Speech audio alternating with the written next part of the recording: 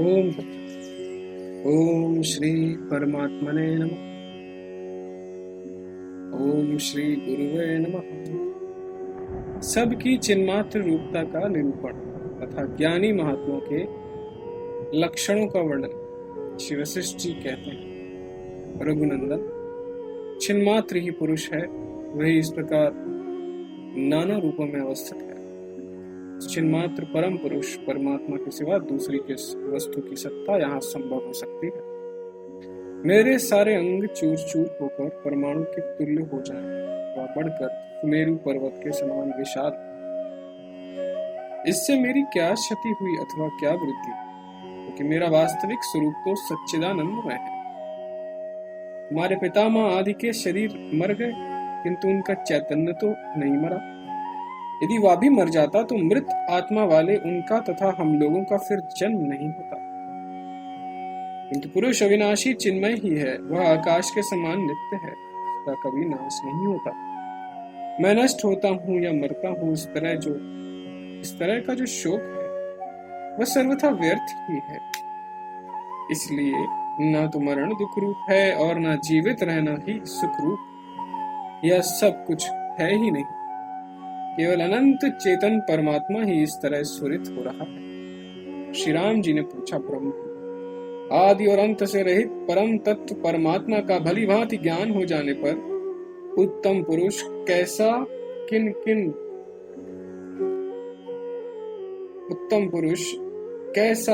किन किन लक्षणों से संपन्न हो जाता है।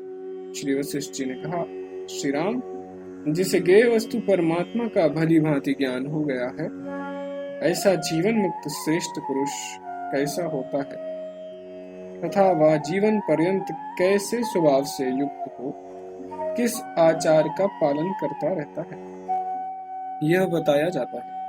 सुनो, ऐसा पुरुष यदि जंगल में रहता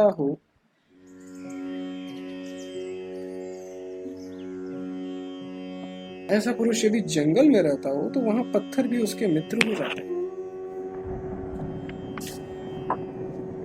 उनके वृक्ष बंधु बांधव और वन्य मृगों के बच्चे उसके स्वजन बन जाते हैं।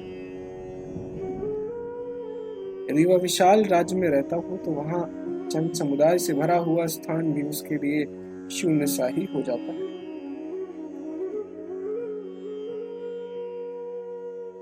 विपत्तियां बड़ी भारी संपत्तियां हो जाती, नाना प्रकार के व्यसन ही उसके लिए सुंदर उत्सव बन जाते हैं। उसके लिए असमाधि भी समाधि है, दुख भी महान सुख, वाणी का व्यवहार भी मौन और कर्म भी अकर्म ही है। वह जागृत अवस्था में रहकर भी सुषुप्ति में ही स्थित है, क्योंकि निर्विकल्प आत्मा में उसकी सुदृढ़ स्थिति। वह जीवित रहता हुआ भी देह अभिमान से शून्य होने के कारण मृत के ही तुल्य है।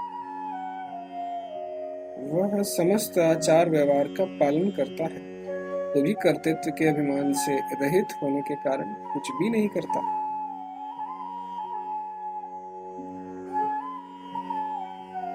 वह रसिक होकर भी अत्यंत विरक्त है, करुणा रहित होकर भी सबको अपना बंधु मानकर सबके प्रति स्नेह रखता, निर्दय होकर भी अत्यंत करुणा से भरा हुआ, स्वयं तृष्णा से शून्य होकर भी पराय हित के लिए तृष्णा रखता है। उसके आचार का सभी अभिनंदन करते हैं, तथापि वह सभी आचारों से बहिष्कृत है। शोक, भय और आयास से शून्य होने पर भी वह दूसरों का दुख देखकर शोक युक्त सा दिखाई देता है। पुरुष से जगत के प्राणियों को कभी उद्वेग नहीं प्राप्त होता, तथा वह भी उनसे कभी उद्विग्न नहीं होता। संसार में ब्रह्म आनंद का रसिक होकर भी वह संसारी मनुष्यों से अत्यंत विरक्त होता है। वह प्राप्त हुई वस्तु का ना तो अभिनंदन करता है और ना प्राप्त वस्तु की अभिलाषा। अनुकूल और प्रतिकूल पदार्थ का अनुभव होने पर भी वह हर्ष और विषाद में नहीं पड़ता। वह दुखी पुरुष के पास दुखियों की ही चर्चा करता है। सुखी के पास सुख का ही कथन कहता और स्वयं सभी अवस्थाओं में हार्दिक दुख सुख से पराजित न होकर सदा एक साथ स्थित रहता। शास्त्र विहित शुभ कर्म से भिन्न दूसरा कोई निषिद्ध कर्म उसे किंचन मात्र भी अच्छा नहीं लगता। महात्मा पुरुषों का यह स्वभाव ही है कि वे शास्त्र विपरीत चेष्टा कभी नहीं करते। जीवन मुक्त महात्मा ना तो कहीं आसक्त होता है और न किसी से अकस्मात विरक्त ही होता है। वह धन के लिए याचक होकर नहीं घूमता और भीतर से वीतराग होकर भी ऊपर से राग युक्त सा जान पड़ता है। शास्त्र के अनुसार व्यवहार करते हुए क्रमशः जो सुख दुख प्राप्त होते हैं उनसे वस्तुतः वह अछूता रहता, तो भी उनका स्पर्श करता जान पड़ता।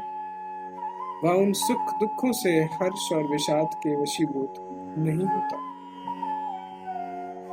अवश्य ज्ञानी महात्मा दूसरों के सुख से प्रसन्न और दूसरों के दुख से दुखी देखे जाते हैं, परंतु वे भीतर से अपने समतापूर्ण स्वभाव का परित्याग कभी नहीं करते, क्योंकि वे संसार रूपी नाट्यशाला के नट,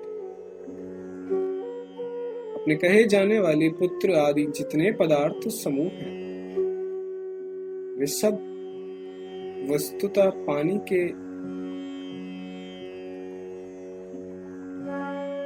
बुलबुलों के समान मिथ्या तथा तत्वदर्शी महात्मा का उनके प्रति स्नेह नहीं होता, पर वह ज्ञानी महात्मा स्नेह रहित होने पर भी घनीभूत स्नेह से आर्द्र हृदय वाले पुरुष की भांति यथा योग्य वात्सल्य वृत्ति का दर्शन कराता हुआ व्यवहार करता है। वह बाहर से समस्त शिष्टाचारों के पालन में संलग्न रहकर भी भीतर सर्वथा शांत बना रहता है। उसके अंतःकरण में किसी प्रकार का आवेश नहीं होता, तो बाहर से कभी कभी आविष्ट सा दिखाई देता। श्री रामचंद्र जी ने पूछा, मुनीश्वर, अश्व के सदृश ब्रह्मचर्य का पालन करते हुए कलुषित चित्त वाले दंभी मनुष्य भी तो झूठ मूठ में अपनी तपस्या की दृढ़ता दिखलाने के लिए ऐसे लक्षणों से युक्त हो सकते हैं। कौन सच्चे महात्मा है और कौन दंभी, इसे कौन जानेगा और कैसे जान सकता? श्री वशिष्ठ जी ने कहा, रघुनंदन, ये लक्षण सत्य हो या असत्य, किंतु ऐसे लक्षणों से युक्त स्वरूप का होना हर हालत में अच्छा है। इन लक्षणों से संपन्न पुरुष दंभी हो तो भी आदरणीय ही है।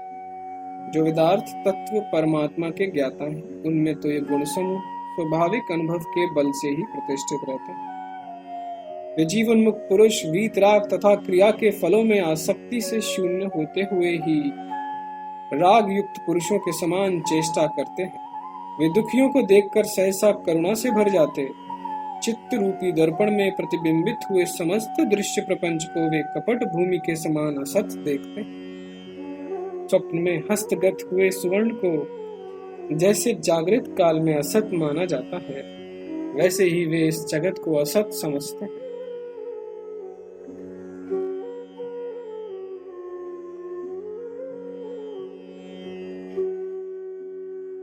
जिन्हें ज्ञेय पदार्थ परमात्मा का भली भांति ज्ञान हो चुका है और जो इन ज्ञानी महात्माओं के समान ही पवित्र अंतःकरण वाले हैं, वे ही उन महात्माओं के महत्व को ठीक ठीक जान पाते हैं, जैसे सांप के पद चिन्हों को सांप ही समझ पाते।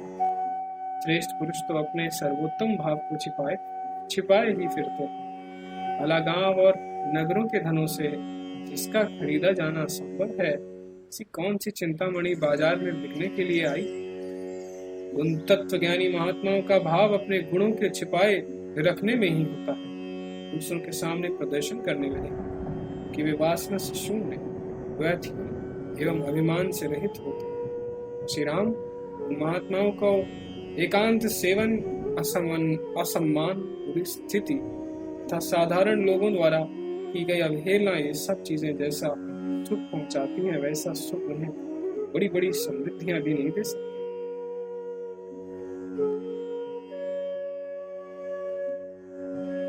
तत्व ज्ञान का सारभूत जो निरतिशय आनंद है, वह एकमात्र अपने अनुभव से ही जानने योग्य है, दूसरे को दिखाया नहीं जा सकता।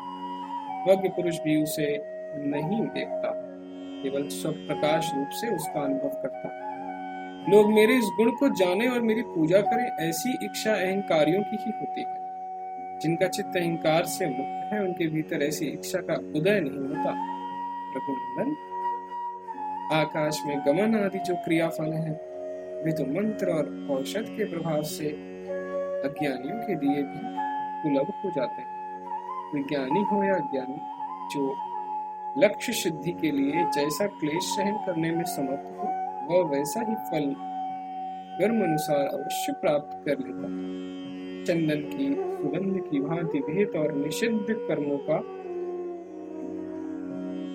फल सभी के हृदय में अपूर्व रूप से विद्यमान, समय पाकर प्रकट हुए उस फल को उसका अधिकारी जीव अवश्य पाता।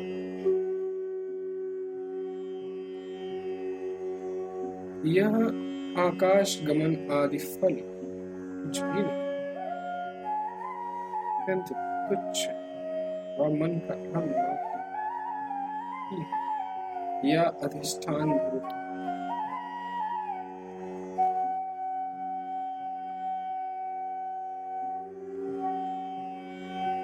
चिदाकाश मात्र से ऐसा ज्ञान हो गया है, वासना शून्य। तत्वज्ञ पुरुष कर्म की बवंडर रूप उन मंत्रौषधि साध्य क्रियाओं का साधन कैसे करेगा?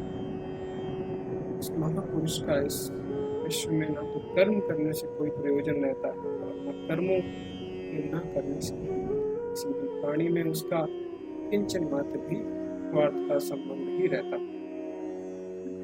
उस पृथ्वी पर, स्वर्ग में अथवा देवताओं के यहाँ भी कहीं कोई ऐसी वस्तु नहीं जो उस उदार चेता परमात्म ज्ञानी को लुभा सके, जिसके लिए सारा संसार ही तिनके के समान तुच्छ हो गया,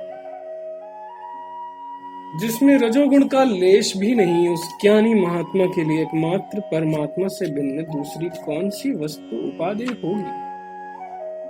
लोक संग्रह के लिए जिसने जगत के व्यवहारों का पूर्ण रूप से निर्वाह किया, जिसका हृदय परिपूर्ण यानी निष्काम है, वह मननशील जीवन मुक्त पुरुष अपने स्वरूप में ज्यों का त्यों स्थिर रहकर यथा प्राप्त शिष्टाचार का अनुसरण करता है, जो भीतर से नित्य शांत और मौनी है तथा जिसकी मनोभूमि सत्व गुणमय हो गई है, वो महात्मा भरे हुए महासागर के समान सब ओर से पूर्ण होता है तथा उसका आशय गंभीर होने के साथ ही सुस्पष्ट होता है।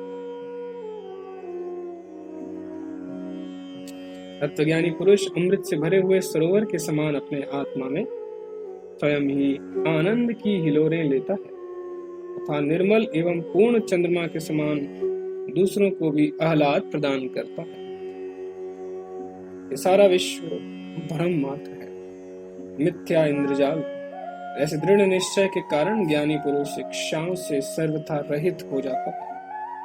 ज्ञानी महात्मा अपने शरीर के सर्दी गर्मी आदि दुखों को भी इस तरह अवहेलना पूर्वक देखता है मानो वे दूसरे के शरीर में हो, केवल परहित के लिए फल फूल धारण करने वाली लता के समान धीर वृत्ति से तथा करुणा के कारण उदार वृत्ति से वह महात्मा दुखी प्राणियों का परिपालन करता है। वह संसार से विरक्त होकर ऐसी सारभूत स्थिति को अपनाता है जिसमें जल मात्र ग्रहण करके भी संतोष माना जाता है। साधारण लोगों के समान यथा प्राप्त व्यवहार का संपादन करता हुआ वह महात्मा चराचर भूतों के ऊपर परब्रह्म परमात्मा में ही स्थित होता है।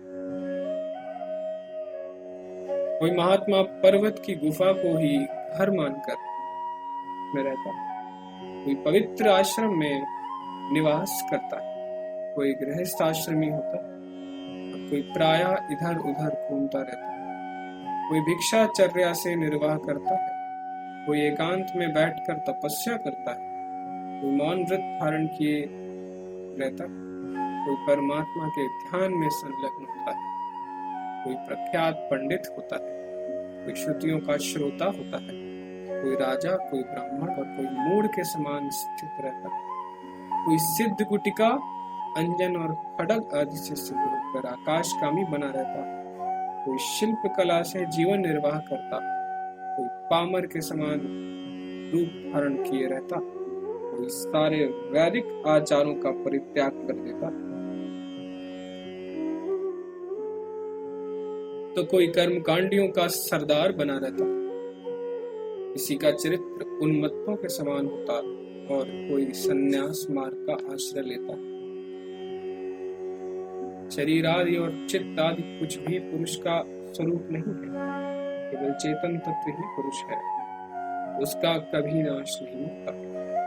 यह आत्मा अक्षेद्य है, इसे कोई काट नहीं सकता। यह अदाह्य है, इसे कोई जला नहीं सकता। यह अक्लेद्य है, इसे कोई पानी से भिगो नहीं सकता। यह गला नहीं सकता। यह अशोष्य है, इसे कोई सुखा भी नहीं सकता। यह आत्मा नित्य, सर्वव्यापी, अचल, स्थिर रहने वाला और सनातन। पुरुष पाताल में समा जाए, आकाश को लांघ कर उसके ऊपर चला जाए अथवा पूर्ण दिशाओं में वेग पूर्वक भ्रमण करे, जिससे पर्वत आदि से टकराकर वह पिस जाए या चूर चूर हो जाए, परंतु उसका जो चिन्मात्र स्वरूप है वह अजर अमर बना रहता है, वह कभी नष्ट नहीं होता, कि वह आकाश के समान अनंत, सदा शांत, अजन्मा और कल्याण में परमात्मा स्वरूप है।